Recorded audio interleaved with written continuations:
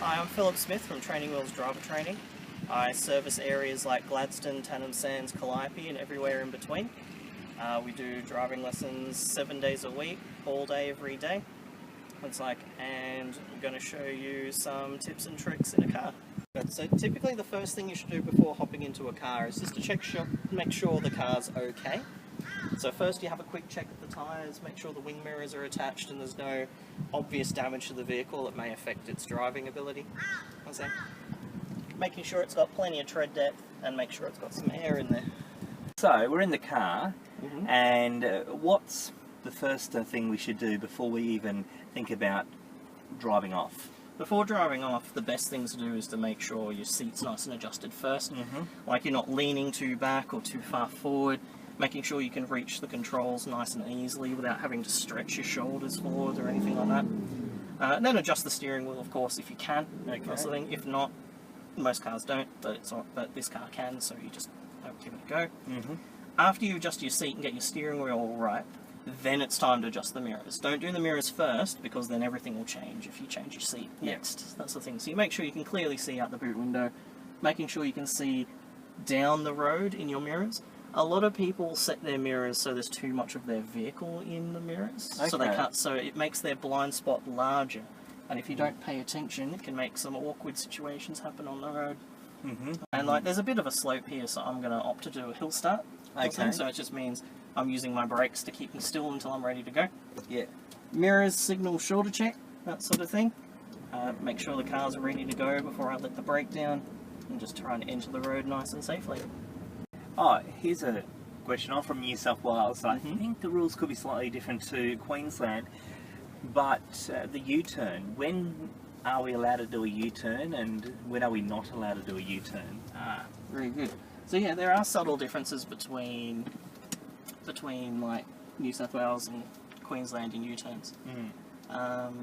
Typically in Queensland, you're permitted to do a U-turn when it is safe to do so.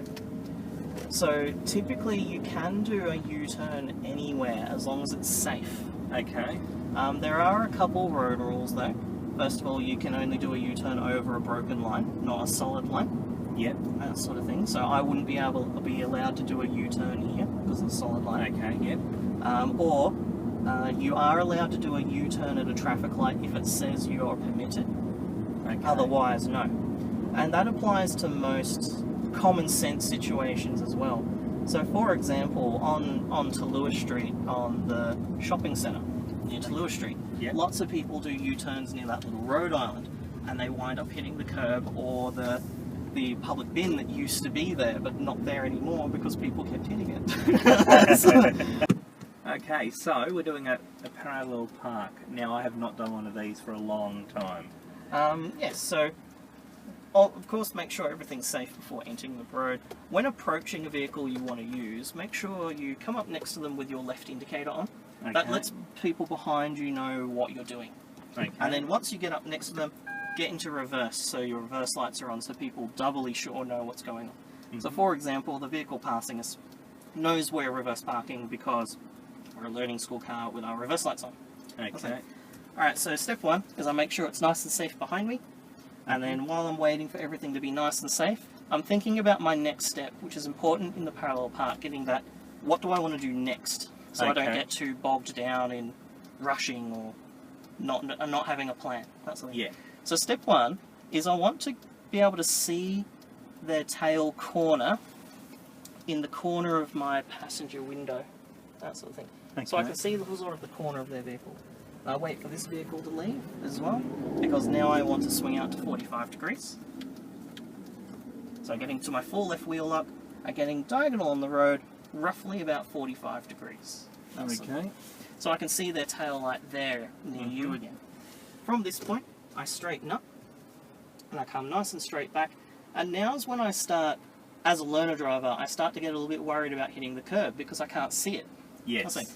Now, so there's two rules of thumb that I like to use. Line your wing mirror up with the tail corner of their vehicle. And once your nose, the nose of your vehicle is out of the way of traffic, feel free to use your wing mirror to help you see. So I'm using my wing mirror to get a good look in.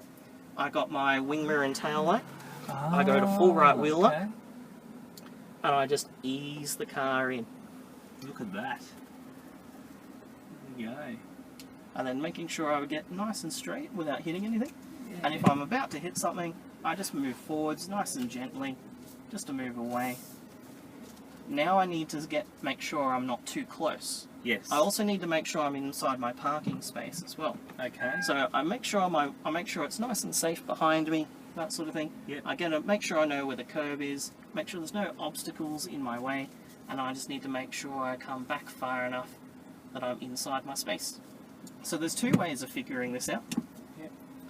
Between the two vehicles needs to be somewhere between 1 and 2 meters. Okay. Yep. Also, if you want to be a little bit lazy, I can use the shop window to look at my lights. Oh yeah. There we go.